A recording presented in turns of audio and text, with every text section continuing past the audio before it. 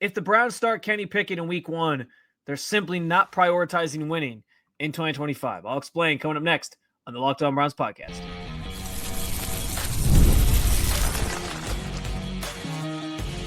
You are Locked On Browns, your daily Cleveland Browns podcast. Part of the Locked On Podcast Network, your team every day.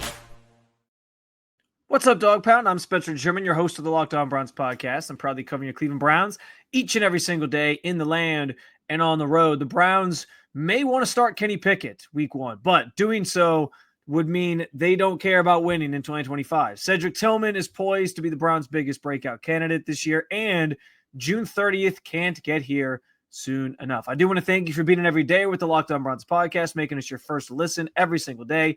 Remember, you can find Cleveland Browns content with Locked On Browns every week, Monday through Friday, guaranteed, with bonus content on some weekends as well. It's totally free to you. Just hit that subscribe button wherever it is that you listen to your podcast.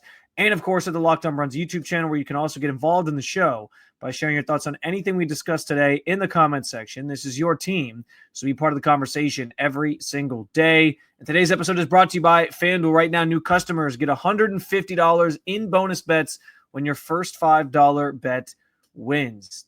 Diontae Johnson thinks he knows who the Browns starting quarterback is going to be. He said on a podcast over the weekend that apparently his feeling on the situation is that right now the Browns are going to run with Kenny Pickett as the starter week 1. Now, this isn't something that is all that surprising. There's been a lot said and reported and talked about, and as far as, and his exact quote, by the way, was, "I think the Browns are going to roll with Kenny Pickett right now," or he said Kenny right now. Now, it's not all that surprising that Diontae Johnson would say this. There has been some smoke to the idea that Kenny Pickett's going to be the starter. I also think, too, a couple things here.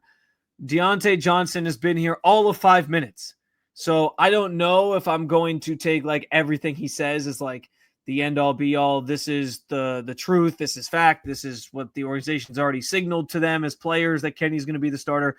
Maybe they have, but I think like he's only been in this room for a little over a month. Like, it's not like he has, I don't know, like as much as we talk about like, well, did they consult Myles Garrett on their offseason plans? I don't think they're doing that with Diontae Johnson and letting him know like, hey, here's who the quarterback's going to be. So I think he's probably just taking his best guess.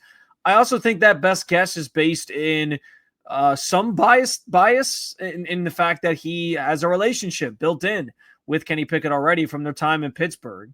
And so it might be even more so of a thing of like, here's what I want to happen because I know this guy. I know what to expect. I know what he's going to bring to the table. We already have the connection there. Even though that connection was very hit or miss at times together in Pittsburgh, there was Diontae Johnson had the season that he scored 0 touchdowns in with Kenny Pickett. Like, that was a factual thing. So it's kind of crazy that this is maybe what he wants to happen, knowing that, understanding that, but I could see that sort of being the case here. Now, like I said, though, Diontae Johnson, this isn't some grand revelation. Like, there's been plenty said on the idea that, hey, they traded for Kenny Pickett. They felt strongly that he can be this, reclamation project for them, that they can get the most out of him, that they can turn him into a player that is contributing for them at that position. And maybe they find sort of a diamond in the rough here and he gets that fresh start and he turns his career around. I think there's probably some belief in there's definitely belief in the organization that can happen. And I'm not surprised by that because we've seen like Sam Darnold is the perfect example, right? Like that happened last year with Minnesota. I think the Browns and Kevin Stefanski, they want their own version of that. They want a guy that they can sort of fix and maybe stumble into finding your franchise quarterback or a longer-term option at quarterback as you search for your true franchise quarterback through the draft in, maybe as soon as next year, right? And if that happens, then, they'll look smart for it. But at the same time, everyone's brought up like, well, they traded for Kenny, and so he has to be in the mix here, and he's the guy that they like the most. But I also think when they traded for Kenny Pickett, they didn't have the full picture of like what their quarterback room was going to look like. I feel that they thought at the time maybe they were going to have Kirk Cousins. So there was a lot of ways that it could have played out. I don't necessarily think just because they traded for him that guarantees he's their number one guy to be the starting quarterback. And I think, frankly, like Joe Flacco probably gives you a better chance to win, which is why I start the show by saying that if the Browns decide to start Kenny Pickett week 1, I don't think that the goal here in 2025 is winning. That's just my opinion on it. I don't think Kenny Pickett is going to be much different than he was a couple years ago. I don't believe that he is going to have that Sam Darnold resurgence that he had as that he had last year with the Vikings. I think he is what he is. I understand there's like the fourth quarter comeback thing in there. There's somebody who protects the football at a pretty high level, and that counts for something. And so maybe that will be the way that they sell it to the locker room if he looks just okay during training camp in the preseason. Now, we've seen Kenny Pickett be a preseason darling before, so maybe he does ball out in the preseason, and then he's the guy you go with because it's an easy sell. And maybe that's what they're hoping happens. But I said it throughout the last couple weeks when we were at OTAs, when we were at minicamp. I thought he looked very inconsistent. I thought there were some struggles there, and I know he's still learning the offense. He's trying some things. Training camp will be more revelatory in terms of what he brings to the table and how comfortable he is here in Kevin Stefanski's offense and with the Cleveland Browns. But I'm just not convinced that Kenny Pickett is the guy. I'm not. And so as we think about what that means for 2025, what we think about what that means for the upcoming season, and I've said this before, like this team has a lot of young talent on it, especially on the offensive side of the ball. You got 2 young running backs. You got a receiver room that was really inexperienced outside of Deontay Johnson and obviously Jerry Jeudy. You need a player and a quarterback who are going to raise the bar and make those players better, make this younger roster on offense better. We've seen Joe Flacco do that. I'm convinced they want to start one of the veterans and not one of the rookies. This franchise has sort of signaled that. And so if that's what they want to do, I think Flacco still does make the most sense in that way because he's going to raise the level of play for these guys. Now, I don't know that Kenny Pickett can do that. And so that's the reason why I'm sort of my feeling on this is if Kenny Pickett starts week 1, I'm sure there's a way they could spin it to the locker room, even if he doesn't look good during training camp in the preseason, of saying like, well, hey, like I said, maybe protecting the football is it. Maybe they tell the locker room and they convince the guys like, listen, he protects the football. We know he's going to be okay. But I also think like Kevin Stefanski's got to tread lightly there. Like he's a year removed from trying to sell the locker room that 7 weeks into a season that was going terribly and the offense was historically bad, that Deshaun Watson still gave them the best chance to win. So he can't, he has to play his cards right in that regard of making sure that the locker room doesn't lose the locker room by trying to be stubborn about who his quarterback is. So that's another part of this for sure. But I definitely could see a world where Kenny Pickett starts week 1. And I am not going to be convinced that starting Kenny Pickett week one gives this team the best opportunity or the best chance to win, because I don't think Kenny Pickett is a quarterback that is going to raise the bar for this team next year and help make the players around him better. I think we know what Kenny Pickett is. I don't think he's that level of player. And so I will be convinced if that happens that they're sort of trying to thread that needle of, well, let's try to be competitive, but not really be competitive. And they're going to be setting the stage for trying to have a higher draft pick next year. That's probably that's the easiest way you do it is if you find a way. And like I said, that's why I think they're hoping that Kenny has a great preseason, because then they can tell the locker room, look, he had a great preseason. He's our starter. Let's put him out there. And in retrospect, like I think he probably struggles, and then you lose some games, and then you can pivot to the rookies, and then you keep going from there, and it sets you up to have a better draft pick next year. But I'm not sold that he gives you the best chance to win, and so I'm not going to sit here. To me, if you start Kenny Pickett week 1, you're sort of, again, they're not going to call it this, but they're tanking without saying or admitting that they're tanking. And so, like I said, I've been pretty adamant at this point that I think if you're starting one of the veterans, it should be Flacco. I think if you're not starting one of the veterans, I think Shedeur should be your guy. And I think they want to, as I said before, they are taking it slow with Shedeur. They want him to get acclimated. They don't want to put him out there too soon. So I don't think he's going to start week 1. I don't think Dillon Gabriel is going to start week 1 unless they really ball out in August, but, or one of them really balls out in August. But to me, it's Flacco who, presents the best veteran option of the two, and you know what to kind of expect with him. It's Shedeur, who's the most talented of the quarterbacks on this roster. And then it's everybody else, with Kenny Pickett sort of rounding it out on the back end for me, as I revealed in my depth chart a couple weeks back. But yeah, I can't, you will never convince me that if this team starts Kenny Pickett week 1, they are actively trying to win football games next season. That's just where I stand on it. The Browns' biggest potential breakout player is also on the offensive side of the ball. We'll talk about it coming up next on the Locked On Browns podcast. Summer sports are in full swing, and whether you're all about baseball under the lights, golf on the green, or high-stakes soccer action, FanDuel is the best way to make every game even more exciting. Just because summer is considered a quieter time of the sports calendar doesn't mean that you can't take advantage of some great opportunities to win big with FanDuel. Maybe you're looking for a little extra spending money as your family hits the road on an upcoming family vacation.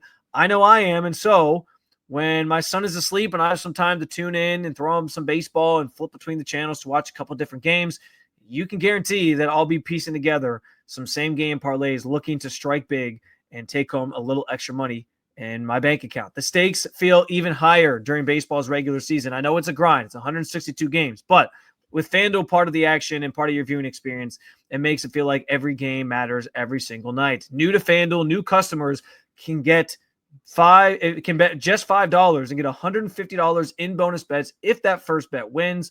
Open the FanDuel app today or visit FanDuel.com/lockedon to get started.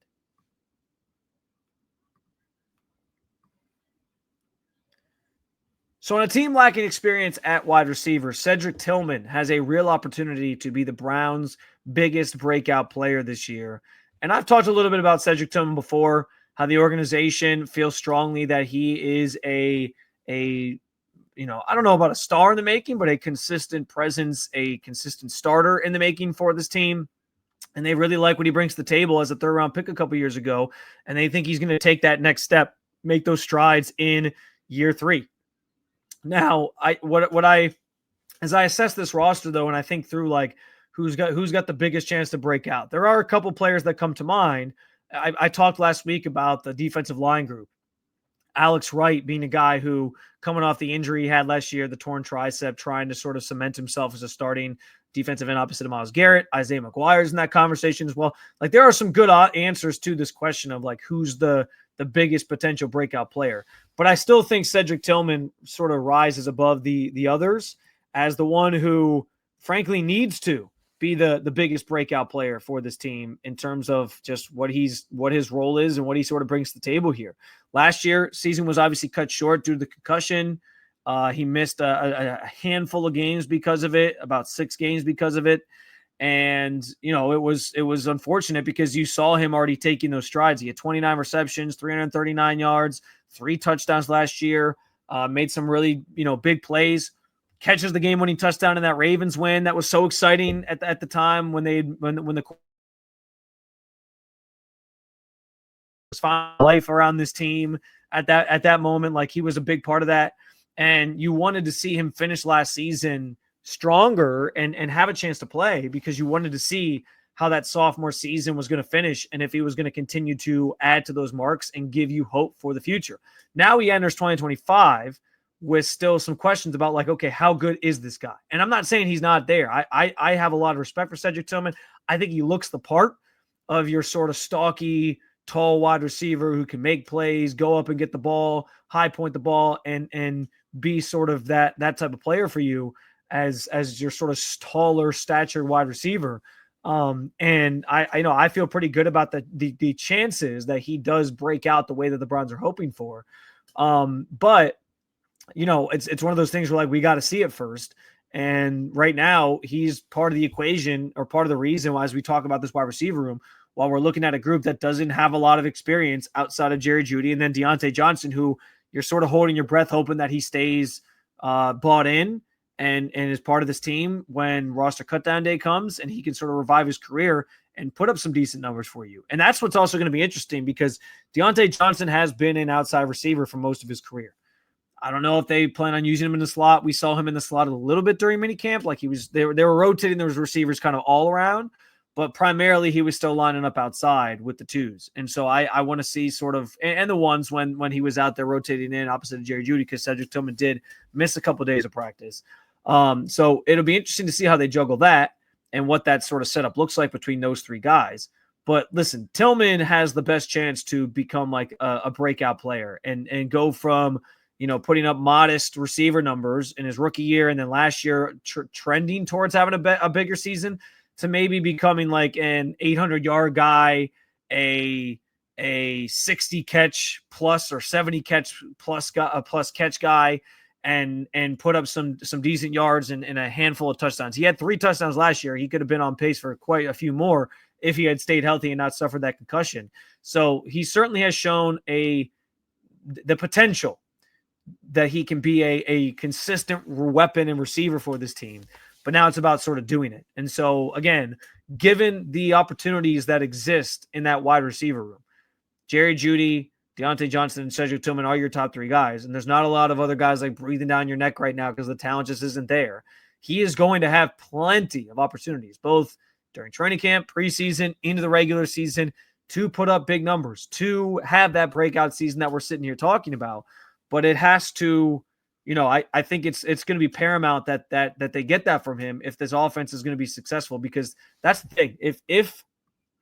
If Cedric Tillman, he could take this offense to another level if he proves that he is a legitimate weapon for this team and somebody that defenses have to take seriously. Because right now, the game plan for opposing defenses is going to be, all right, who's the biggest threat in the passing game? Jerry Jeudy. All right, we're going to double him. We're going to say, try to beat us with anybody else. David Njoku's a decent threat. He has to have a bounce back year himself, which is another topic for another time. We'll talk about bounce back players, I'm sure, at some point down the line here leading up to the season. But yeah, he has to perform at a higher level too. We've seen it from David Njoku, obviously, when he made the Pro Bowl just a couple years ago. But but along those lines, we know who the top weapon is. The top weapon is Jerry Jeudy. Teams are going to do everything. They're going to sell out to take him away. And so from there, it then becomes who's going to be that next man up. And if the Browns can prove that they have 2 legitimate weapons in this offense that defenses have to account for and take seriously, that opens up so many more possibilities for your David Njoku's, for your Harold Fannin Jr.'s, who I think is going to have an important role on this team, especially without really getting a good picture of who that top slot guy is going to be. I think right now it'd probably be Jamari Thrash. Okay, do you believe that Jamari Thrash is going to be a long-term answer there? Is he going to be a consistent player there? He seems to have worked on his ability or the issues he had last year catching the ball. I thought he was really showing off that he, is catching the ball more confidently, and that's good news. But is he truly a slot receiver that you have confidence in? I'm not sold just yet. Again, got to see more there. Same way we got to see more from Cedric Tillman.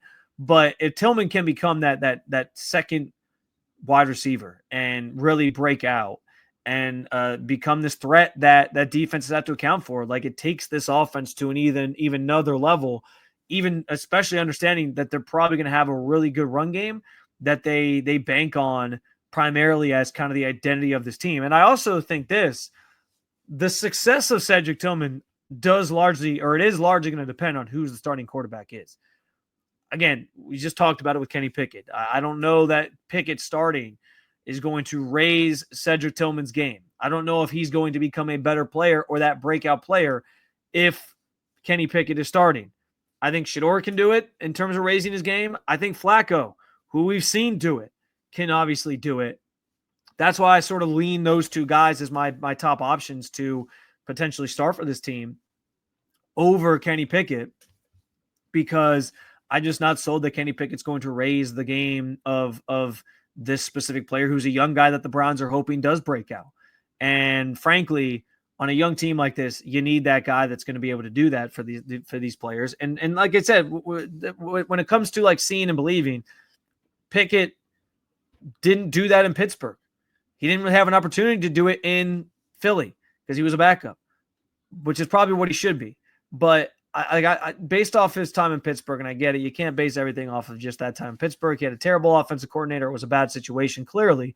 But I'm not convinced that Pickett is going to raise the game of somebody like Cedric Tillman. So I do think the quarterback matters in terms of Tillman doing what I'm hoping he can do here and becoming that breakout player for the Browns, that top breakout player for the Browns in 2025. It's the dog days of summer, and I'm not trying to rush these summer months for anybody here, but June 30th can't get here soon enough. It's just a week away. We'll talk about it coming up next on the Locked On Browns podcast.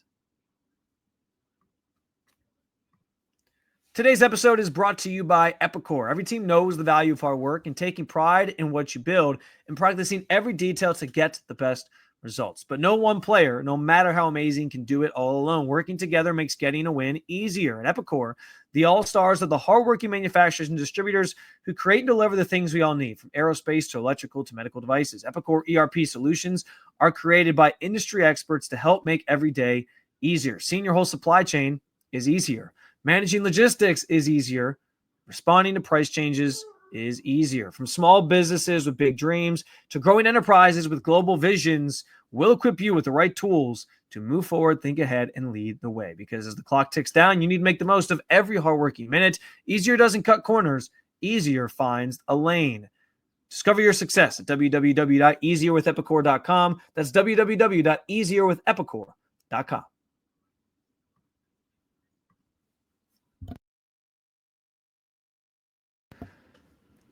All right, so I, for one, cannot wait for June 30th to get here, because that will bring an end to the ongoing political theater that's going on between the Browns and the city of Cleveland, revolving around the stadium situation. At this point, everyone is, I think, pretty familiar with the details of how this is all going, of everything that's going on. And right now, there's the big case that's being seen or tried over whether or not the Browns are violating the Modell law, which, by the way, they are not violating the Modell law, because, frankly, violating the Modell law means that they would be leaving before their lease is up, and they are leaving after their lease would be up. And, frankly, as the Browns are arguing, they haven't told officially the city that they're going anywhere else. Like, they haven't made that an official thing, because they're waiting for June 30th to officially be able to do it, because June 30th is the day that the budget will get approved in some capacity, in some version of the budget will get approved by the state, and they'll be able to start moving forward on understanding what their financial picture looks like in terms of the money that they're going to be given. What I can tell you is this: based on the three proposals that have been presented by Mike DeWine, governor of Ohio, the Senate, and the House of Ohio, $600 million is coming their way in some capacity. All three branches have presented a way to give that money to the Browns and set up future avenues to provide funding for stadiums in the state of Ohio beyond just Cleveland. But like, this goes for the Cleveland teams, this goes for the Cincinnati teams, this goes for obviously the teams in Columbus. Like, they want to make that a priority. And so all three of them are presenting ways to do that while also funding the Browns project right now with the $600 million that they requested. And so for all intents and purposes, they are going to get this money. It's just a matter of how they're going to get it. Mike DeWine's proposal is basically, he wants to raise the tax on gambling in Ohio and have that be the way they pay for it and fund stuff in the future. The House's proposal is kind of just a straight up, they buy the Browns will buy state bonds, pay for state bonds from the state, and then they pay them back, and that's how they get the money. It's the kind of like classic scenario, the classic way of funding a stadium project. And then the Senate's proposal is use money from the unclaimed funds account, essentially, or unclaimed property fund, which is money that, yes, citizens of Ohio, people who live in Ohio, haven't claimed, but you can and then use that to help fund this project and future projects, with the idea that the team would obviously pay it back and then replenish that money, which is why people like Chris Ronay, county executive, who have tried to say, don't let the Browns steal money from you. That's not what's happening here. If that's the proposal that gets approved, the Senate's proposal, if it were to get approved, it would essentially set up a situation where you can still claim your money or claim your unclaimed property and get the money back to you. It would not be this situation where you can't get the money that you're owed. If you're owed it, like, they would still give it to you. It would be coming back to them anyway, because the Browns have to pay it back no matter how they get the money. So that is a disingenuous thing to say, that they're going to steal money from you, because the money would still be there. They're not saying that people who have unclaimed funds can't get the money back at some point. That's the key sort of component here in that proposal specifically. The Senate's proposal also had an interesting wrinkle in that because the county is trying to force the Browns out of the sin tax increase because that's how the stadiums obviously are funded right now, and the improvements are funded right now is through the sin tax in Ohio, but they haven't accelerated the amount of sin tax that is going to these projects over the years. So they're sort of running out of money here based on when they established that. So they're going to, the plan is here, I think, that they're going to vote on, or this people, you yourself are going to get to vote on this proposal to increase the sin tax. And that would then help these projects be funded in the future, or to help renovate in the future. And the county is saying that they want to exclude the Browns from any of those funds because they're moving out of downtown, but they're still in the county. And the state Senate basically said, like, you can't exclude them from it. Like, they have to be part of it if they're still in the county. And so that was kind of a big blow for the county as well. But these stories, these situations I lay out with, like, Chris Ronayne fighting back and others pushing back, these are all the things that I'm just sick of at this point in the stadium conversation. And I'm sure that you're sick of as well, which is why June 30th is a key critical date, an important date, because that is the first day that the Cleveland Browns are going to be able to sit there and say, listen, we got our money. We don't need you anymore, county. We don't need you anymore, city. We are fine. We're going to fund our project. We're going to go about our business. We're going to likely build in Brook Park, and that'll be that. And I understand it's a sentimental thing. I understand that there are people who want to see the Browns stay downtown. Downtown is a difficult place for stadiums anyway. I mean, think about how the traffic situation is impacted on game days in downtown Cleveland. It makes it very difficult. They can use that land where the stadium is to finally maybe develop the lakefront. That's another big proponent, another big part of this. And I understand there's the sentimental feel of the team being downtown. I understand people want open air. They don't want a dome. I think the opportunities that exist with a dome stadium like this, though, are endless, and will be a boost for the community and the area here, Northeast Ohio. It's a tough situation. I get it, and I know it's a very polarizing one that people are passionate about. So I'm not trying to downplay anyone's emotions or attachments to a downtown stadium or anything like that. But I just think, like, the opportunities that exist with this potential project are huge. And I also do believe that, like, there's been some disingenuous conversations. There's been some disingenuous political theater that's gone on. And the final sort of piece missing here is just, like, once this budget is approved, all that can end. And we can just focus on, like, here's where the Browns are going to play. Here's what's going to happen. And, we can all sort of move forward and start accepting the reality that is where the Browns are going to be playing football after 2028, which is likely going to be in Brook Park. So still waiting for June 30th. It's a week away now. And I'm excited for all this political nonsense. BS is maybe a better word to put it, a better way to put it, I should say, to end when that budget comes out and is approved. Because, like I said, it certainly feels likely that they're going to get the money in some way, shape, or form, considering all three branches of the state government had it into their proposals for the budget for this upcoming year, or the upcoming couple years. And so it's going to happen. And we're just kind of waiting for that date to get this thing settled. And then all the BS can finally be put to bed, except maybe this Modell Law case, which is, again, in my opinion, the Browns are not violating the spirit of the Modell Law. They're keeping the team in Northeast Ohio. I get they're taking out of downtown, but they're also not violating their lease, which is the biggest part of it here. And that's why it sounds like a federal judge wants to just throw out the Modell Law altogether. And so, yeah, we'll see how that plays out, I guess, too. But June 30th, mark your calendars, 1 week. We'll have the most clarity we could ever have on where the Browns are going to be playing in the future. Another episode Down with You, Dog Pound. Thanks for joining me, as always, to talk about your favorite football team. I'm looking forward to another week's worth of shows. We're going to talk about a couple different things here. 3 players that maybe we're not talking about enough leading up to training camp in the preseason. I think that's a fun one. We'll have some of these fun topics for you this week on top of the usual stuff. Of course, the quarterbacks will always be part of the conversation here on the show. So hit that subscribe button. Make Locked On Browns your first listen every single day. For your second listen, check out Locked On NFL Scouting, or you can keep it local. Check out Locked On Cavs or Locked On Guardians. Thank you for being an everydayer at the Locked On Podcast Network. I'll talk to you again real soon, Cleveland. See ya.